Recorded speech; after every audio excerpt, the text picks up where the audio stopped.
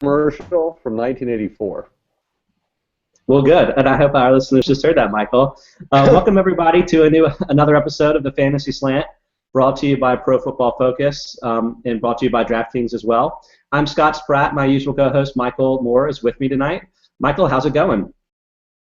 I'm good, Scott. The Dodgers won, so Yeah, I was about to say it's opening day of baseball.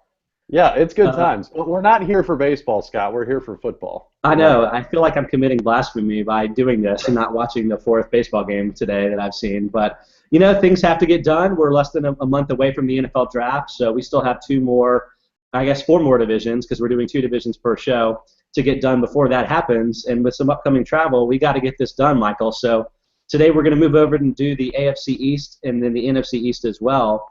And honestly, there hasn't been a lot that's happened since the last time we talked. There's maybe been one or two free agent moves, but we pretty much covered that all previously. So I think it makes the most sense to just go ahead and dive right in. And Michael, let's start with the defending champions, the New England Patriots. They've actually had a pretty quiet offseason. I guess that's something we should get used to from Belichick and then the Patriots over the years. So in my mind, the number one fantasy storyline is really mostly about Tom Brady himself. He had actually a really tough start to the year last year. Remember the first 3 weeks, he was the number 27 quarterback, and I, among others, was telling you that I wasn't really confident that Brady was going to get back to where he was. Through the rest of the season, weeks 4 through 17, he was the number 7 quarterback, so definitely startable. Not sure he ever got back to where we really wanted him to be, even with Gronk healthy and in the fold. What are your thoughts on Brady, Michael? Is he someone you can start confidently as a top 10 quarterback, and can it get any better than that? Well, first, is it fair to say, Scott, that they're essentially the San Antonio Spurs of the NFL? Is that a fair comparison? I'm trying to think which one started their run first, but I think the Spurs did, so sure. Okay. Well, the point being that, they have the main cogs, obviously, in that dynasty. I mean, Brady for the Patriots, Duncan for the Spurs. And it seems like the supporting cast is constantly changing, but they're always winning. I mean, it's kind of, I don't want to say boring, but it's kind of boring how consistently good they are. So, but as far as Brady specifically, it's one of those, again, I liken it to Duncan, where, look, in his prime, both of them were pretty out of this world, but even now in their, twilight of their career, they're still pretty good. So, do I view him as a quarterback one? I do, with the caveat that Rob Gronkowski is healthy. That's the assumption there. If he's not healthy, I think all bets are off at that point. So what you're telling me is if Brady retires tomorrow, Jimmy Garoppolo can't pick up the torch and continue this to fantasy glory? I will reserve the right to pass judgment on that when the time comes. Okay, yeah, I guess we can wait for that to happen before we start analyzing that from a fantasy perspective. And let's face it, Scott, they're going to have to, pull Brady off the field. I don't imagine him, winning next year and going out on top. They're going to literally have to drag him off the field. So I don't see Jimmy Garoppolo playing anytime soon. Yeah, from a dynasty perspective, it probably is worth mentioning that Brady, I guess he's maybe 38 years old now. It seems like he has the right kind of skill set and situation to succeed into his 40s, in my mind, because he doesn't really throw the ball down the field. You're not really worried about deterioration of physical skills. Obviously, he could get injured, but he throws the ball very quickly, so it doesn't get hit as much. It seems like a pretty favorable player to be expecting to continue to do well for the next several years. Do you agree? Yeah.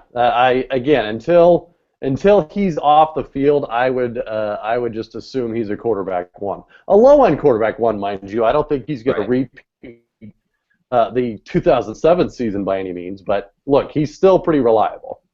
Reliable, but clearly a step down from the Aaron Rodgers and Andrew Lucks of the world at this point. Oh, yeah. Okay, great. Well, let's move over to some of the relevant free agents of this team. Now, again, I mentioned that there hasn't been a lot here this offseason, but there's one move that I think does have some fantasy intrigue, which is really that they lost Shane Vereen, someone who's been a very productive pass-catching running back for the team, and quietly added Travaris Cadet from the New Orleans Saints. I just want to point out that last year, Cadet had 1.69 yards per route run. That was the 8th highest among 42 qualified backs, and about half a yard per reception higher than Shane Vereen.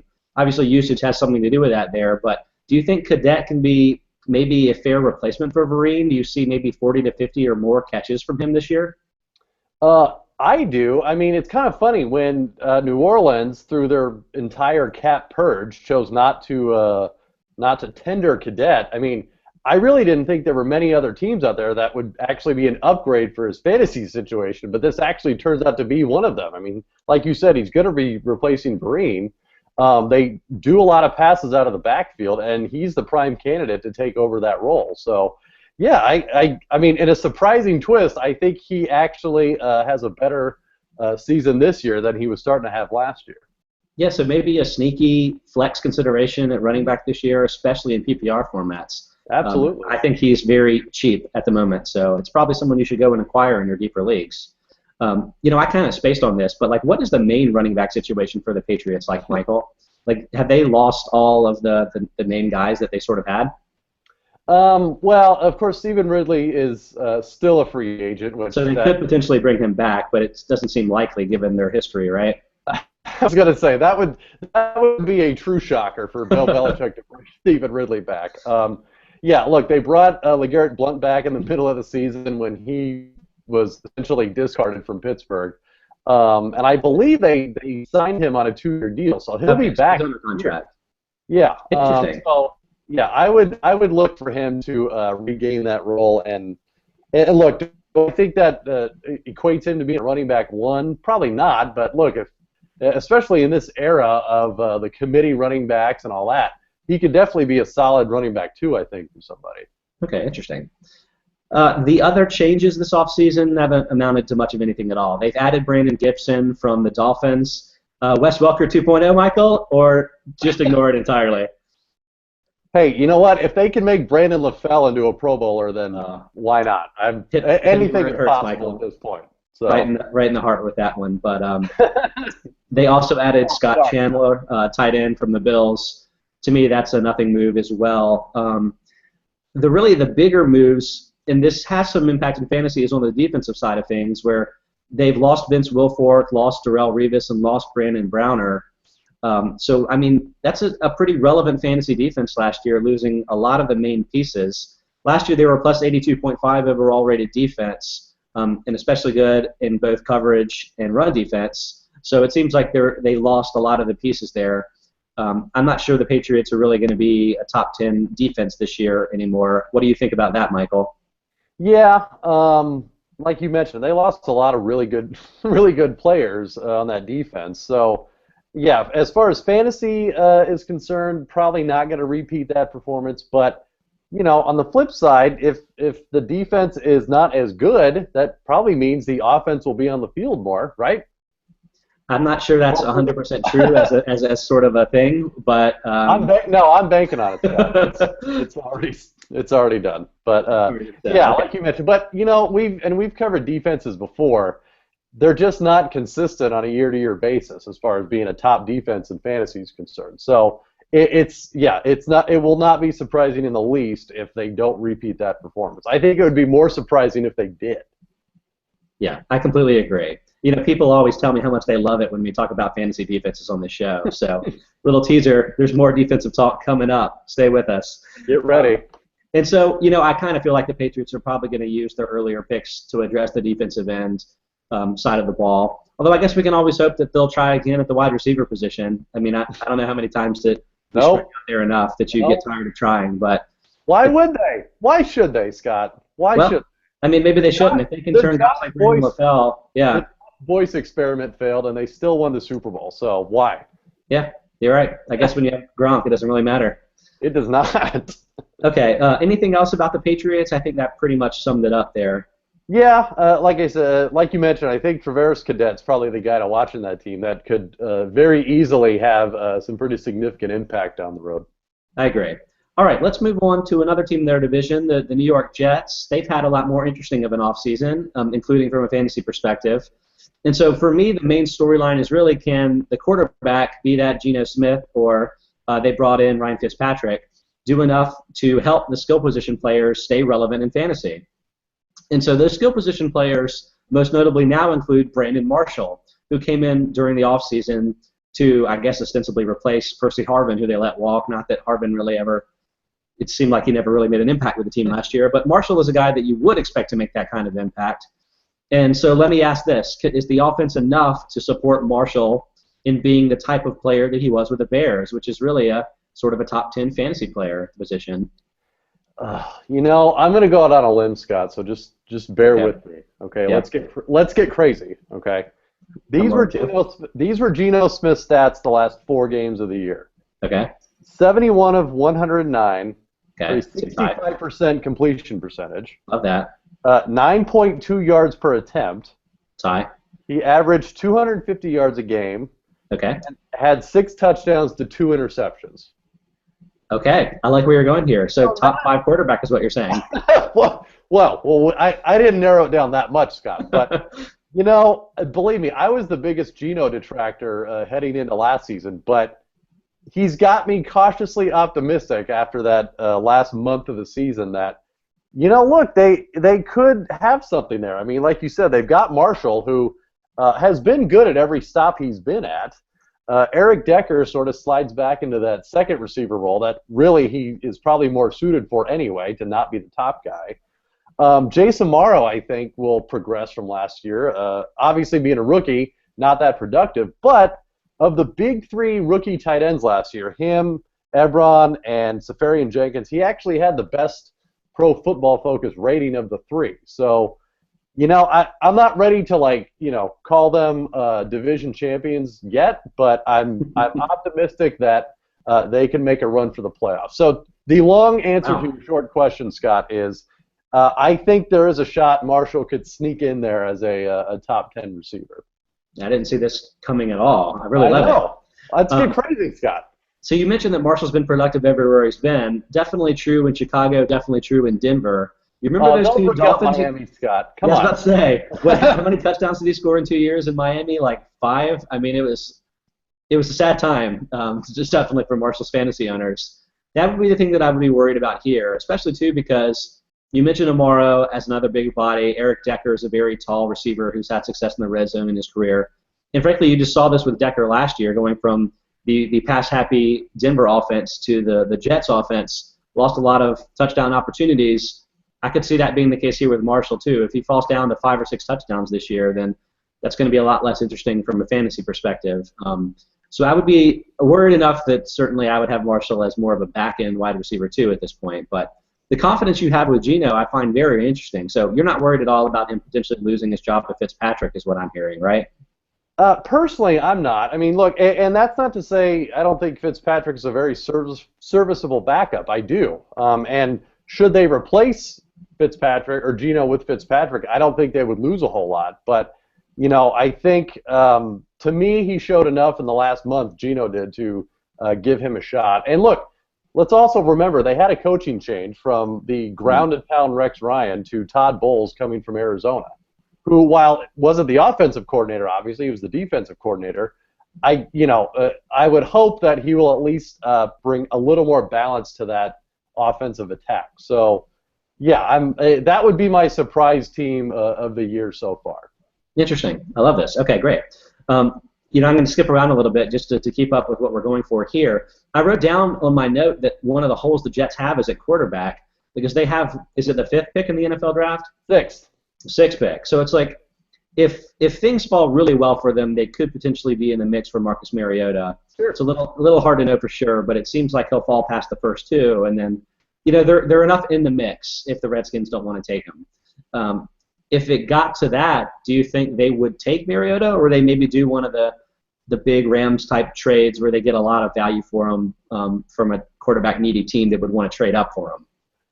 I would think they would prefer the latter because they added a lot of pieces this year, and they're not, I think, as far off personnel-wise as they definitely are better off this year heading into the season than they were last year. I mean, by adding Revis, they obviously still have Muhammad Wilkinson, so they've got a good core there going that, personally I think is just missing a few pieces. So I think they prefer to probably trade out and get a couple of picks down the road, but don't get me wrong. I think it's entirely possible they throw all that out the window and draft Mariota if he drops to them. So, sure. It's probably not a real concern, but I guess we'll find out in a month or so.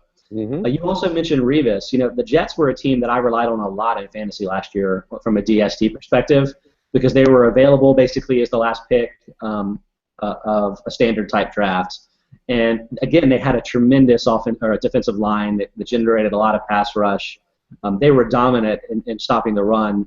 But where they really struggled was in coverage. Like they had an 83.5 overall defense. I think that was top 5. But negative 11 coverage grading. You add Revis to that, and all of a sudden they look totally loaded on defense in my mind.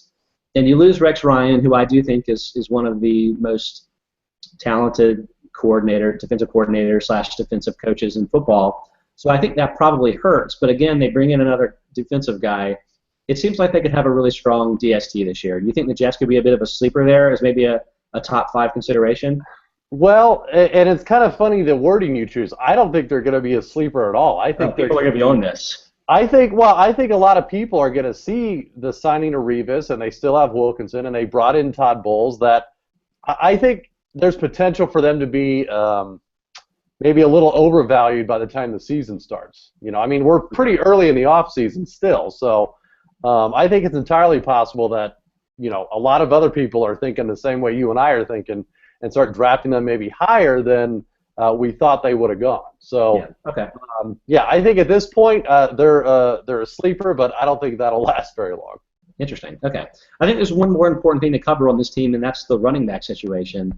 So Chris Johnson is gone from the team now, and what that really leaves primarily is Chris Ivory, who was actually quite good again last year. He's always been pretty good by rate, but hasn't always had either the opportunity or maybe the physical endurance, healthiness, etc., to get the full workload. But a 63.8 of elusive rating last year was the number 5 among 42 qualified backs. He forced 52 missed tackles on his rushes, the 4th most in football.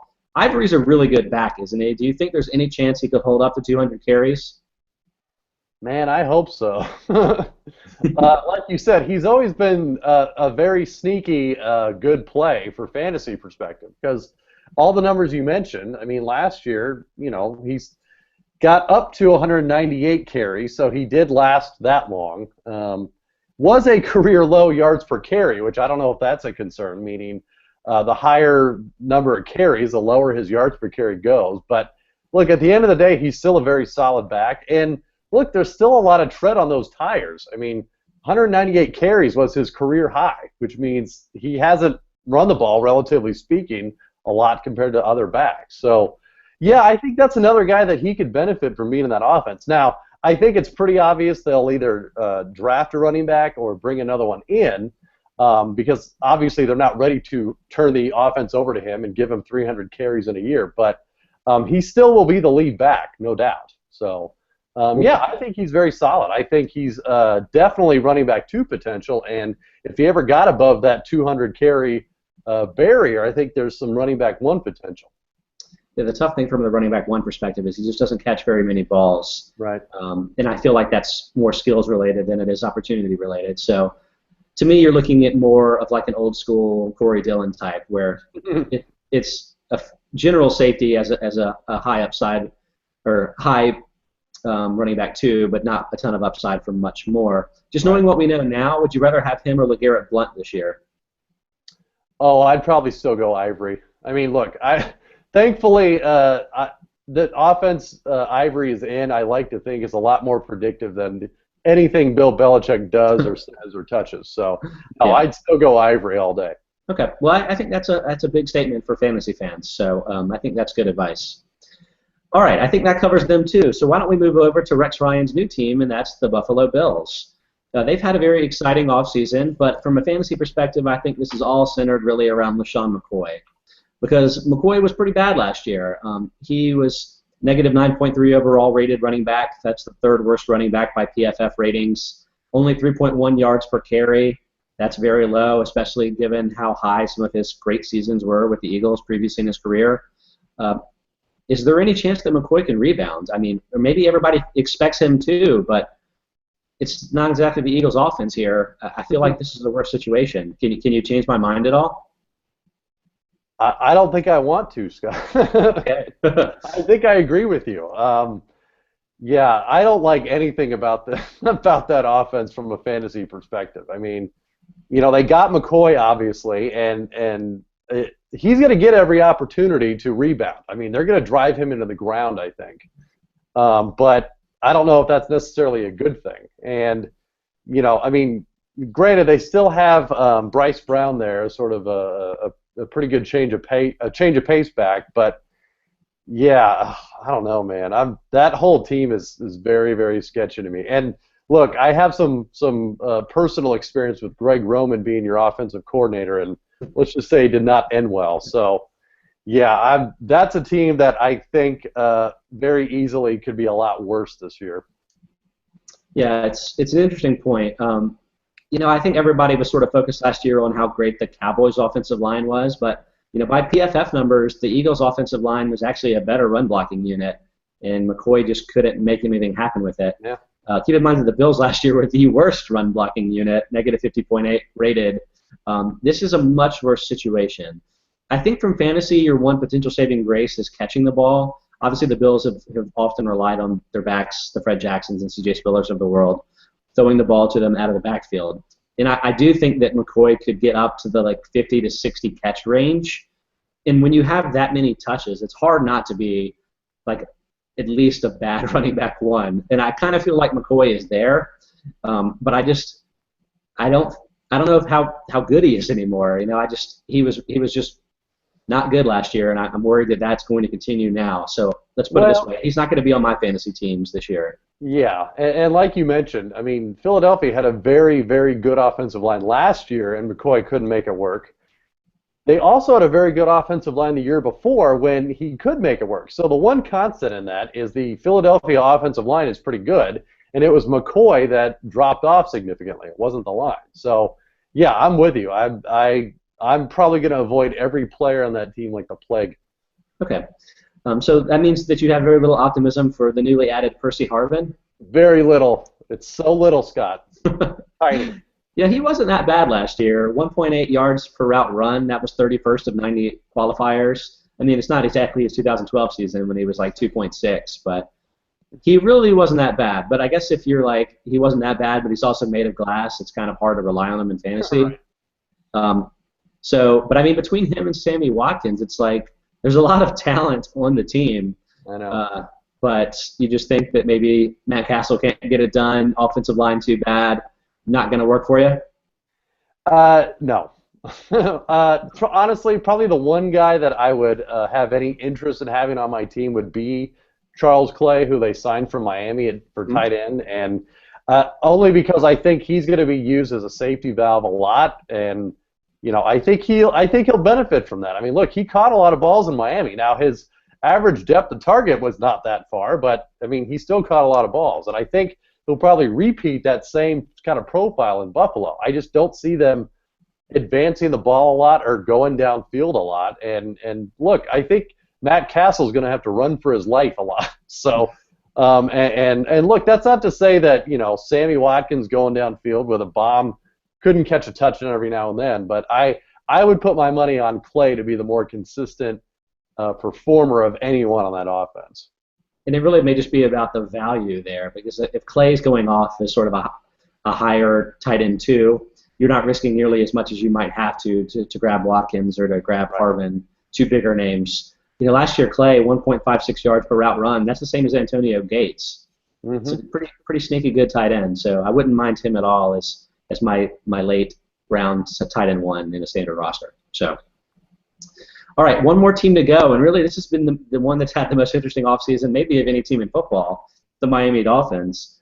I had trouble just keying in on one fantasy storyline, but let's start at the running back position, where Lamar Miller was kind of sneakily the number 9 running back in fantasy last year. And I'm kind of wondering, does he have a chance to be even better in 2015? One of the major, best shape of his life sort of deals this offseason for Miller is that he's gained a significant amount of weight attempting to hold up to more carries this year. He had just 216 carries in 2014. I say just like it wasn't a lot. That's actually quite a bit. There were only 2 backs with 300 or more last year, Murray and McCoy. So, but I'm wondering if Miller can't get up more to 250 range. What do you think? Yeah, I mean, it seems like this is the first year, and knock on wood before the draft, that Miami isn't purposely bringing someone in to challenge him for that spot. I mean, yeah. Last year it was Noshawn Moreno. The year before, who was it that he was? There was some training camp battle that they sort of drummed up that he eventually won out, obviously. But Well, No, was Reggie Bush there 2 years ago, or is that been longer? no, well, Mike maybe. Leslie they drafted that one time. That was fun. Yeah, it wasn't good. But no, I'm a big Miller fan. I think he's another guy that is a very sneaky play. And look, like we talked about, a lot of what makes running back ones who they are now is opportunity. And I think he's going to have probably one of the best situations in all of football. Because, like I said, I don't see them bringing in. Well, there's certainly no free agent left that I think could overtake him. Damian Williams, who was a rookie last year, is his primary backup, who, while maybe a decent change of pace back, is certainly not a bell cow. So unless Miami throws a curveball and goes running back in one of the first 2 rounds, look, Lamar Miller's set up to be very productive, and I think he could be a very good all-around back for an offense that added a lot of pieces that might take some heat off of them. I agree. I don't think much else needs to be said. He's safe, and I expect him to be a running back one again this year. Things have changed a lot at the wide receiver and actually tight end position for this team as well. They lost Mike Wallace on purpose, and they also lost Brian Hartline, a little tier there, and Brandon Gibson, as I mentioned earlier. And the main guy they've added is Kenny Stills, who had a slow start for the Saints last year, but it sort of came on towards the end of the year. And for the season was very productive, especially on deep balls. 64.3% catch rate on deep balls was the best in the NFL. But here's my problem. Wallace had a 25% catch rate on deep balls, and you're like, well, I guess Stills is just much better on deep passes than Wallace is.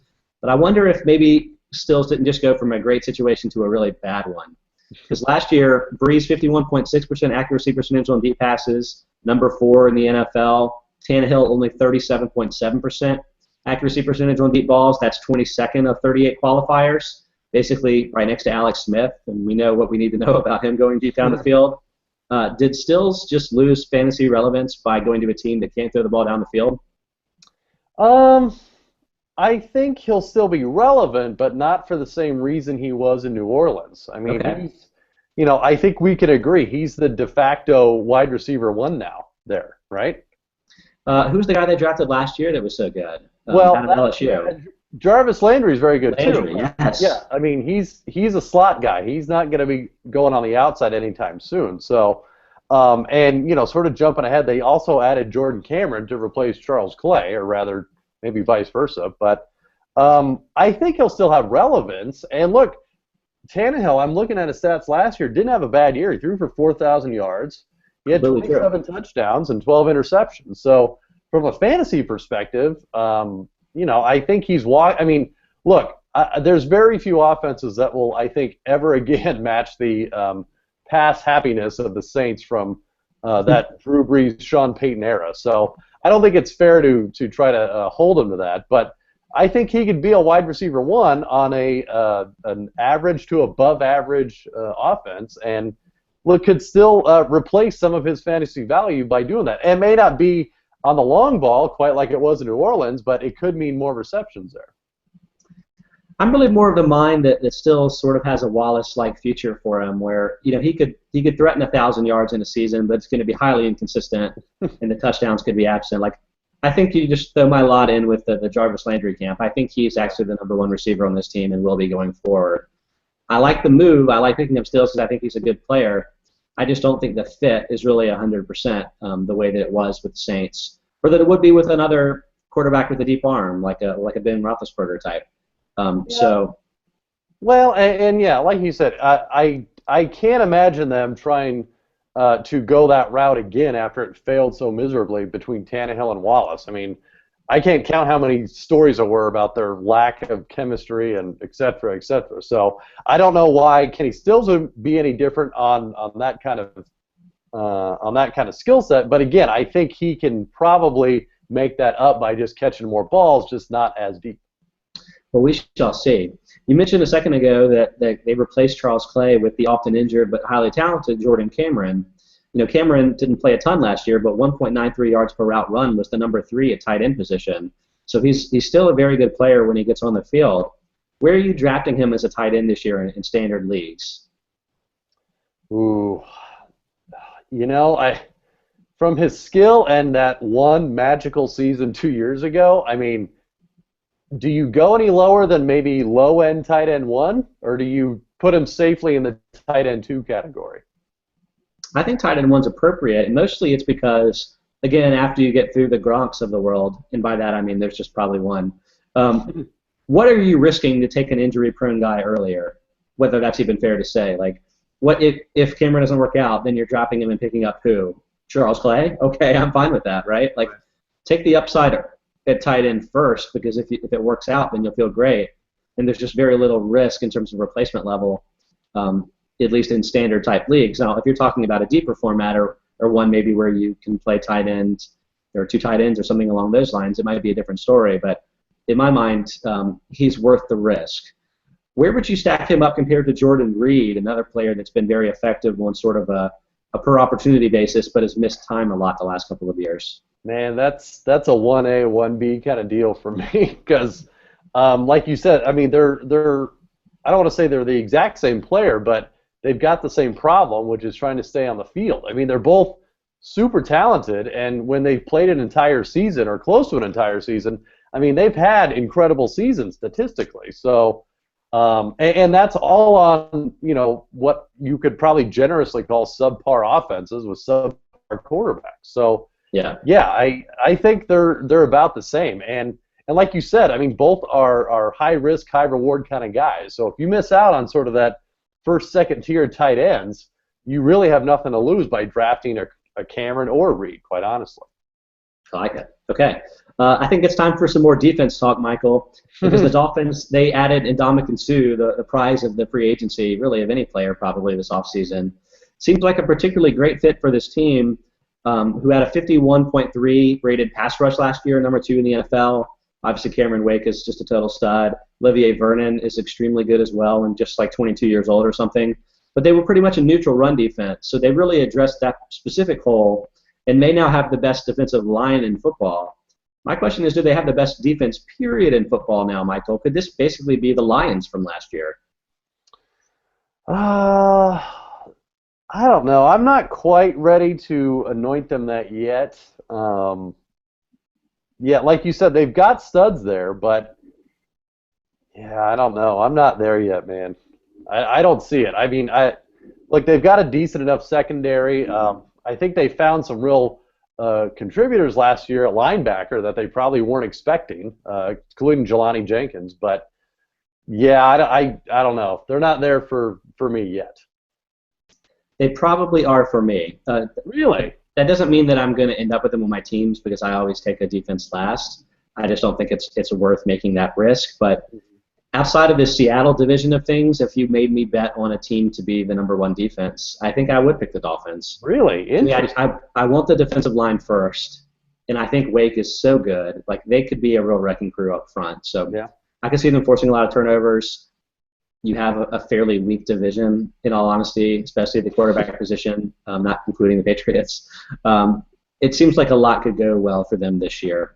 So I think it's pretty exciting.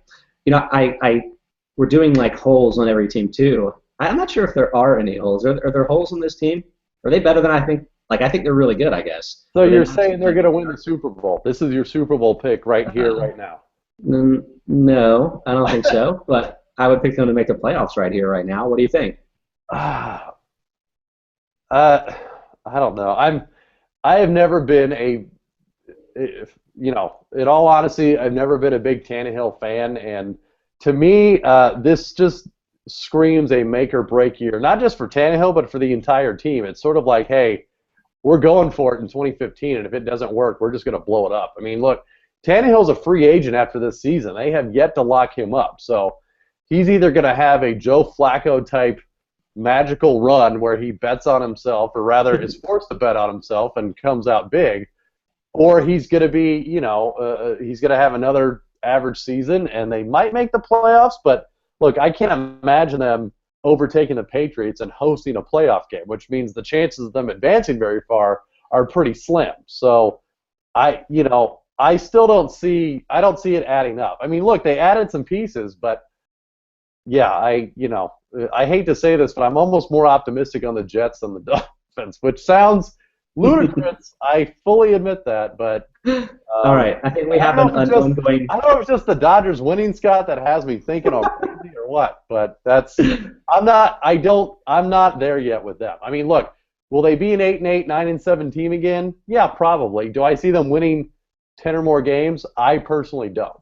Didn't they win 10 this year? Or maybe I'm wrong. Maybe, but Um, yeah. Anyway, so yeah, you take your Jets. I'll take my Dolphins. We'll done. duke it out this season. See how it goes. We need to have a bet, Scott. Like whichever team wins more games, like the other one has to wear a jersey for the other team or something. But you would have so much pride wearing a Panthers jersey, and like I don't even feel like that would be a downside at No, all. but I've got a Ricky Williams Dolphins jersey from 2000. Oh God, I would love to wear that. Yeah, if I could fit into your jersey, I would wear that whenever. Okay, that's enough Dolphins talk, and that's enough AFC East talk. Let's move on to the NFC East, which, frankly, it's probably what our fantasy listeners really want to talk about anyway, because Chip Kelly, Chip Kelly, Chip Kelly. Um, so fantasy storyline for the Eagles. Like, what isn't a fantasy storyline for the Eagles? They traded away LaShawn McCoy. They added DeMarco Murray after like a day before adding Ryan Matthews. So I guess there goes Ryan Matthews' fantasy potential. They lost Jeremy Maclin, but brought in apparently my boy Miles Austin. So problem solved there. Horrible. And then they also traded Nick Foles for Sam Bradford. I don't even know where to start. Like, let's start with this. Do you think Chip Kelly is crazy, or is there like a method to the madness here? I don't, does anyone know really? I mean, it. Well, let's back up a little bit. So let's break each of these deals down, individually. So, Okay. from what I recall and what I read, they had a handshake deal with Ryan Matthews before apparently DeMarco Murray just barged his way into Philadelphia, and I give them credit. They didn't want to back out of that deal, so they signed both of them, Matthews and Murray, which together make more money than LaShawn McCoy was making. So I don't know if that was the plan all along or what, but I applaud them because I don't think they're going to suffer what you and I probably both agree would have been an even bigger decline from McCoy. Yeah. So they've stopped that gap. As far as quarterback goes, I think it was fairly pedestrian last year at that position for them. I mean, I don't know anyone that expected Nick Foles to repeat his 2013 performance. So, and they didn't exactly get a Pro Bowl season out of either him or Mr. Sanchez from last year. So the Sam Bradford thing is kind of a wash for me. I mean, that's assuming obviously he stays healthy, which he can also not seem to do. And then receiver. Oof, I don't know, man. You can take that one. You go ahead and defend Miles Austin. I can't do it. Okay, I will, but I'll go in order as well. I was with him very early on. I was like trading LaShawn McCoy. I think that's about getting rid of a player that isn't as good anymore. Yeah. They added a good player at linebacker where they really needed help. Like even if McCoy was good, they allocated to a position where they had a better need. So to me, that made total sense. Well, and it's almost got like he read Pro Football Focus and saw and was a subscriber and went behind the paywall and was like, holy crap, LaShawn McCoy really wasn't good. Yeah. And was like, hey, what can I get for this? And he got Kiko Alonso, who, hey, he's pretty good. Absolutely, total stud. So I like that. The trading of Nick Foles for Bradford, people all are jumping on that because Bradford is been fragile in his career, to say the least. But to me, that's also about getting rid of Foles, who hasn't really shown me that he's any good. That flukish rookie year, just not buying into it at all, I think that kind of proved fruit last year. So I was with him there. But then spending all the money on the running backs, I'm not really sure that makes a lot of sense from the team. But we're really a fantasy show, so from a fantasy perspective, apart from staying in Dallas, this probably couldn't have gone much better for Murray.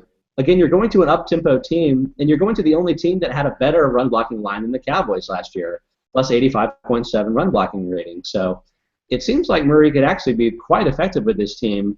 I think everyone's mostly worried about the volume of carries from last year, but that concern was going to tail him wherever he went.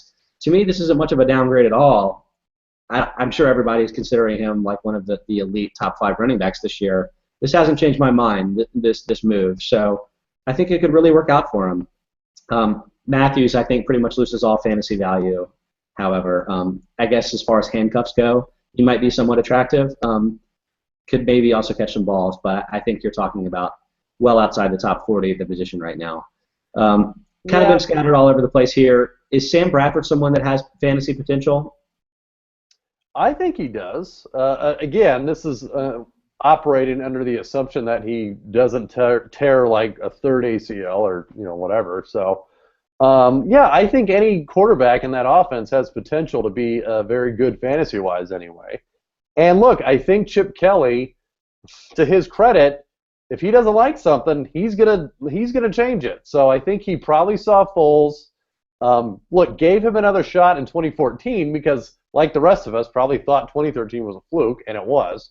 He gave Sanchez a chance. He couldn't deliver, so he's moving on. And look, I think he got what he could get at quarterback. I mean, again, it's not like top-flight quarterbacks hit the market all the time, whether it's trade or free agency, or even the draft for that matter. So I think he thought, okay, these two options didn't work out. Let's see what else is out there. And just he's throwing stuff against a wall at this point and seeing what sticks. But look, I would much rather have that in a coach than someone that sort of goes through the same motions and relies on the same logic that's been, in the NFL for decades. So I applaud him for that anyway. Look, if it doesn't work, okay, then at least he tried it. Again, it's not like he was trading away an MVP or a Pro Bowler for it.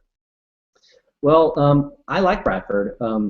I think, I'll make a bold call now. I think he's going to be a top 10 quarterback this year. So I think it's going to work out well. Whoa.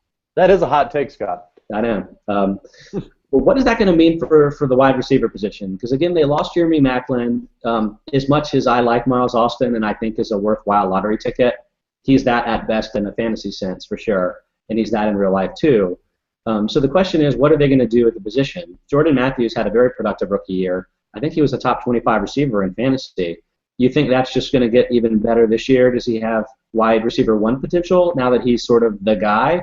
Or do you think they're going to bring in maybe a high-profile guy in the draft to try to add some other talent at the position that's kind of lacking it at the moment? Can I take option C and say both? Sure. Yeah. Look, Matthews is the man there. I mean, there's no one else. It's not like Riley Cooper is going to outshine him in training camp. But at the same time, I still think they could go pretty high in the draft. And look, there's a lot of receivers, especially in the first and second rounds, that I think could slot in there very nicely. And, through the first 2 years of the Chip Kelly regime, it seems like receivers a plug-and-play position for him. So sure. He had Deshaun Jackson 2 years ago, made the Pro Bowl, traded him.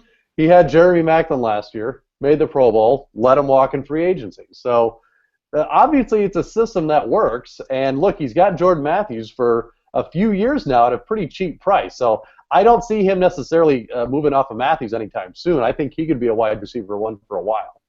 Yeah. I just want to point out that this is kind of where my Miles Austin love is coming from, that Austin is basically the same player as Jordan Matthews. They're the same height. Actually, I think Austin may be slightly taller. They're the same weight. They ran the same 40 time in the combine. They are the same player. It's just that Austin has basically missed several of the last years because of chronic hamstring injuries. I don't think those are going away necessarily, but look for a few big games from Austin if he makes the roster this year, and I think he will. So it's a possibility. Okay, let's move on to the New York Giants. The major fantasy storyline in my mind is just how good is Odell Beckham Jr., because it was really, really good last year. But, what's kind of weird is when I was looking at this earlier, I was like, well, Beckham was basically the number one fantasy player, period, from the time that he sort of arrived in the middle of last year. So I just figured his numbers were going to be just outlandish, but they actually weren't that big of a crazy outlier. 2.74 yards per route run. It actually was slightly behind A.J. Green and Zavarius Thomas, a little bit behind Martavis Bryant even. He was just getting the ball a lot and doing a lot with it, but it's not like it's something we've never seen before. Does that give you more optimism for Beckham? Where exactly do you rank him? I think it's reasonable to ask if he's the number one wide receiver in fantasy, but where would you have him? I think he's definitely a wide receiver one. I don't. I didn't really give any thought to him being the top receiver, but now that I think about it, it's possible, not only from his standpoint, obviously, but when you think about the receivers that have been at the top of that list over the last couple of years, it's very hard to stay atop that list, whether it's Calvin Johnson or A.J. Green or whoever. So I don't know. I still want to see how that offense works and how Beckham produces with Victor Cruz back. I mean, let's remember, he played a lot of last season without Victor Cruz, so he was the man. And he delivered. There's no doubt about that. But they're going to get Cruz back, and I think that might affect him a little bit, but I think you could still safely call him a wide receiver one. Yeah, I mean, I think he's better than that, frankly. I'm not worried about Cruz at all cutting into Beckham's production.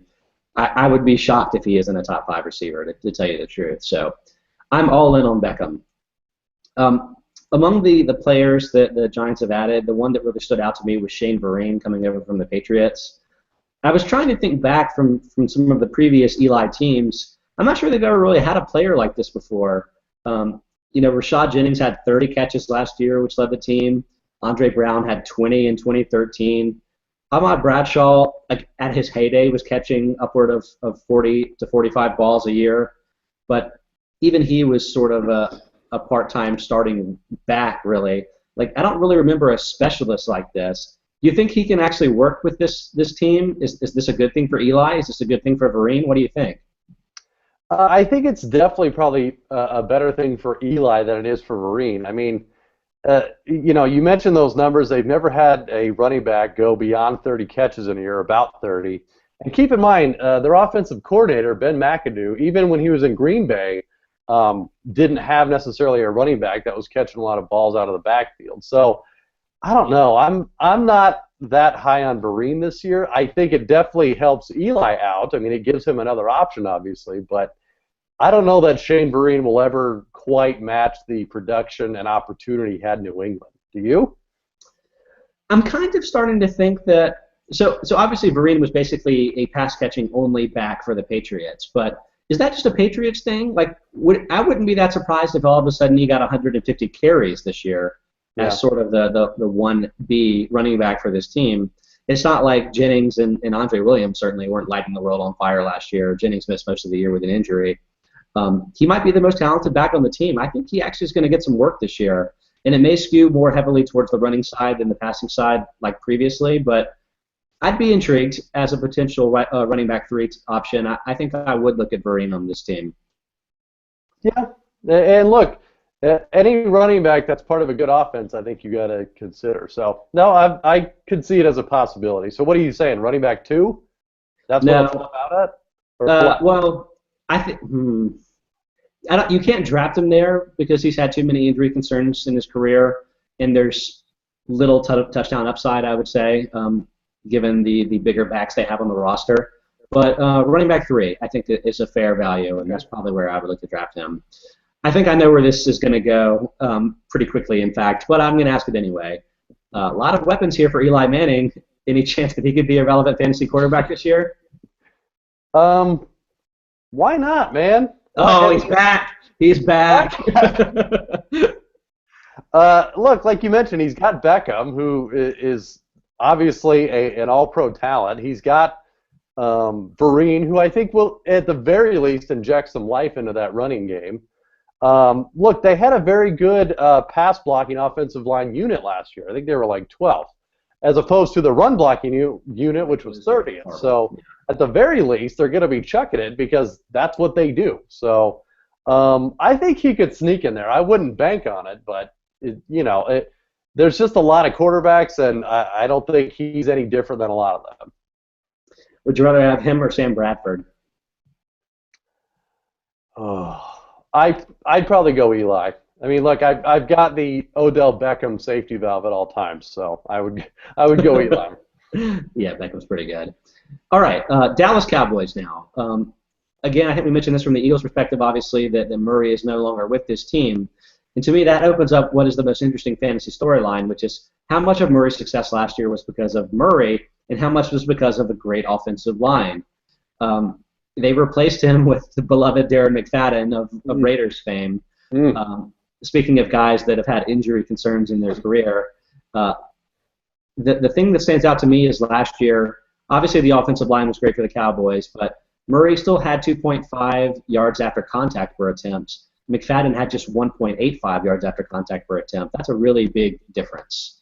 I'm worried that McFadden may not be good enough, but it's also possible that the Cowboys may just draft somebody or may end up with Adrian Peterson at the end of all this. Who knows? So I guess the way that I'll frame this as a question is McFadden going to be relevant in fantasy this year? No. Okay. That makes it really easy. Is that because he's bad or because they're just going to replace him before they even find that out? Both. I mean, look, first of all, can we just assume that Jerry Jones signed him because he went to Arkansas? Is that a safe assumption? That's what he does. Okay. He likes the workout freaks, I feel like. Kind of like the old Raiders back in the day, in fact. But yeah, but I also feel like he's gonna bring back Felix Jones and that's what I was thinking. Yeah, it's like this is like Felix Jonesian, right? Yeah. No, I think I think both are true. Meaning, I don't think Darren McFadden's good anymore. He hasn't been for a while. And I can't imagine them going into the season with either him or Joseph Randle, who's the immediate backup, as the starter. I can't fathom. I mean, when Jerry got so close last year, I mean, he's just like chomping at the bit. And if I had to pick a scenario that's more likely, him trading for Adrian Peterson or drafting like Todd Gurley, I would go Peterson. I think Jerry's the kind of guy that once he's got his sights set on something, he has not let it go. And as improbable as it seems right now, I gotta believe Peterson ends up in Dallas. That is like destined to be for me. It would be a very Cowboys move if that happened. And look, if that happens, oh crap! Number one running back. Yeah, right. So yeah, I think that's probably all that needs to be said there. The Cowboys brought back Des Bryant, of course. Not much else has changed there from a passing game perspective. Anything in your mind that stands out to you in fantasy among any of the receivers, tight ends, or quarterback in Tony Romo? Well, I definitely think, and look, here's a fun fact. So the Cowboys were the third. Well, they ran it the third most. Well, how do I say this? They were the third leading rushing team in the league last season. They rushed it the third most times amongst all other teams, which is a very wordy way to say that. 2013, though, they passed it the fourth most times. So they did a complete 180 year over year, which is pretty interesting to me. But what that tells me is, as far as running it as often as they did, there's got to be some regression this year, which means more opportunities and more catches and more targets for not only Dez, but Jason Witten could have a small bounce back. I think. I don't know why I'm saying this, but I don't know. Can Cole Beasley do anything, or are we pretty determined he can't? I mean, I'm good either way, believe me. He can be amazing. I'm just not sure that's going to be much of an impact in fantasy. And look, they still have Terrence Williams, who this will be his third year. He was going to have a year last year, and it just didn't happen. Yeah, I mean, but he's still a starter there. So, and I can't imagine them going receiver in the draft, especially if they miss out on Peterson. So, yeah, I think they'll probably remain about the same. But there will be another running back besides Darren McFadden there. I guarantee it. Yeah, I think that's the thing to watch, especially as the draft approaches, because they're sort of in the right vicinity for the Gordons and the Gurleys and such. So. If a running back got drafted to their roster, he would probably immediately become like the guy among the running backs. Yeah, and if they miss out on Peterson and end up with a guy like Gurley, who might not be there at the end of the first round, or Melvin Gordon, who very possibly could be there at the first round, I mean, that running back shoots up automatically to at least running back 2 status, right? Yeah, I think we can probably assume that somebody getting drafted that high would definitely beat out McFadden, although from Gurley's perspective, I'm not sure what the timeline is with the injury. Yeah. But that's probably why someone like McFadden makes some sense. You roll with him for a few games until Gurley's ready to go. And he fills the Arkansas quota, Scott, don't you? Of course, yes. Okay, well, I think that covers it up from the Dallas' perspective. So let's move on to the last team for the night, and that's the fun-loving Washington Redskins. My fantasy storyline is what's up with Robert Griffin? I mean, where do we even start there? But I want to kind of point out some positive things from Griffin's season last year. 69.7% accuracy percentage under pressure. He was very productive and very accurate while being pressured last year. Also, 68.7% completion percentage was the best of his career. But I think we all know that Griffin's not going to be relevant in fantasy unless he runs the ball. And he had just 38 rushing attempts last year. Can we even speculate on really any of this? It's like such a soap opera. Is he going to run ever again? Like, who even knows, right? What do you think? Yeah, I mean, it's really kind of sad. I almost feel like by the end of his career, they're going to do like a 30 for 30 on his career, and all this hype coming in. I mean, it seems like a long time ago. He was a top 5 quarterback in fantasy his rookie year. Yeah, which is highly impressive. He was amazing. Yeah, I mean, which is really why it just makes it that much more tragic that he's fallen this far. And not all of it is his fault. I mean, there was the whole Shanahan drama that just dragged out. And then you bring in a guy, Jay Gruden, to coach the team that is not a fan. I mean, to say the least. So, yeah, you almost just wish from a football fan's point of view, and maybe even from the Redskins' point of view, they trade him or just give him a fresh start, because I don't know how you rebound just from all the distractions in Washington. I don't know that it's possible. I don't know. You win a few games there, and things change pretty quickly. I'm just not sure. They haven't won games. Well, it hasn't been that long since they were in the playoffs. It was Griffin's rookie year. It was, but hey, I heard another fun fact. Ever since the Donovan McNabb trade from Philly to Washington, which was exactly 5 years ago this past weekend, neither one has won a playoff game. That's truly a lose-lose situation. So, yeah, I mean, and look, don't get me wrong, it's not all Griffin's fault. The Redskins as a whole are just a mess. I can't think of many other teams where the roster is completely devoid of any building blocks. I mean, right? With the exception of maybe Alfred Morris, who will probably be gone by next year. Yeah. What is there to build on there? I'm not building a team around a running back in any sense. Right. I mean, I don't know. They're not that bad on defense, to tell you the truth, but not really the relevant thing from a fantasy perspective. I will say that I wouldn't mind taking a shot on Griffin in a 2-quarterback league, because I feel like after 1 or 2 weeks, you're going to know. Is he going to run or is he not going to run? And if he's running, then great. Then all of a sudden you just scored big time. But if he's not running, you can just cut him loose, because there's not going to be anything there if he's not running the ball, 5 to 10 times a game or more. So yeah, and it's just like we talked about with Jordan Cameron and Jordan Reed, which is it's a very high risk, high reward move. So draft that accordingly. Yeah, and speaking of Reed, we pretty much have already covered him earlier as a guy that you're going to take as sort of a tight end 1, because he's highly talented. 1.89 yards per route run last year, number 4 at the position.